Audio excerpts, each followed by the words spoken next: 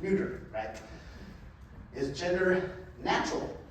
Meaning, is gender assigned to the sex of a human or sex of an animal? To sex. Is gender both? Is gender assigned both to nouns and also to sex? Or is gender number 4? None of the above. It's none of this. So I'm curious, how many people think that gender is just number 1? Go ahead and raise your hand. All right, we got one. How many people think that gender is number 2? How many think that gender is number 3? All right, and how many think that gender is number 4? Okay, this is good. So here's my answer out 20 years of doing this work and sitting with research. It's 3 and 4, which is quite confusing, but actually it's not. And the reason why it's not is because number 1, there are some languages, actually almost half the languages, that do not have gender in their language. Especially these are new languages, all right? So for example, sign language. Gender does not exist. So in those languages, there is no gender because it does not exist. That's not the way they have their sentence structure, how they use language, and how they sign to one another. But in other languages, gender is a marker. And some are very robust. Please do not get misled. If someone says there's a language that has 20 genders, that does not mean a human sex, all right? That's assigned to masculine and feminine, of inanimate objects, of animals, of trees, of all these different things. The more robust, the older languages are, the more robust gender markers are. Except for the English language, we are very boring, all right? Because in the 15th century, they decided we are going to align in the English language sex, our gender, with sex. So male, masculine, female, feminine, and then they also have the neither, the sexist objects, which we use like it as for reference, all right? So actually, when we look at the research, English native speaking children take longer to acquisition gender because there's just not very good examples of it. And it's also why I think we are struggling so much with this topic today, because there's not robust examples of it, and we get so focused in on sex. And people don't really understand what sex is and what sex development looks like. I'm going to be very clear with you. Our sex is not sperm production or ova production, all right? And also, women are born with a certain amount of eggs, and then they reach an age where there's no more eggs and you go into menopause. And so a woman cannot be defined by overproduction because at some point your ova's no longer produce. All right? Does that mean that you take away your womanhood? I don't think so. So we need to understand the deeper layers of sex, which is why I like to tell you first that gender is complicated, but then also to go to the foundation. All right? The foundation of what gender and sex are. I'm a foundation guy. This is what I do, all right? Don't ask me to do all the theories, because I don't do that. I'm the science guy. Gender, when it was first formed as a word, was looking at kind, sort, and type, all right? So it's trying to break down the different forms of who we are based on our kin, our folk, our tribe, our people, our race, our stock. That was the original foundation of this word. And then the 14th and 15th centuries, when we started to see it shifting into the languages, all right? But at the core, gender is all that makes up who we are. Our sex also is all that makes up who we are.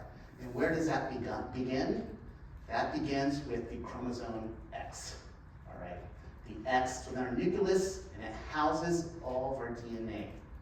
The chromatin, I always mispronounce that word. I mispronounce lots of words, right? Chromatin, that was chromatin. I don't know. Anyway, that is like your fiber optic cable within your X chromosome. It intertwines everything within your DNA, and then it says, okay, body, this is where we're going to put these things, all right?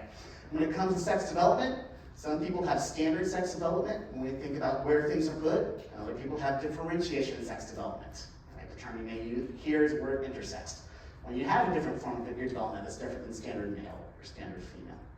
But our DNA is unique to us, because out of our 23 pairs of chromosomes, half come from one person in our family, that they say the mother, and half come from the father, all right? And so those combined create who we are, but mothers and fathers came from somebody else, and then they came from somebody else, and then they came from somebody else. And if human existence has been 200,000 years, that's a lot of people.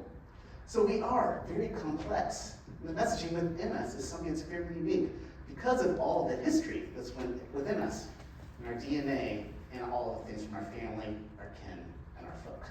So don't lose sight of that. And don't get lost in language, right? Don't get lost in definitions. Just continue to try to learn more about your own body, your own sense of self, and how you like to express yourself, right?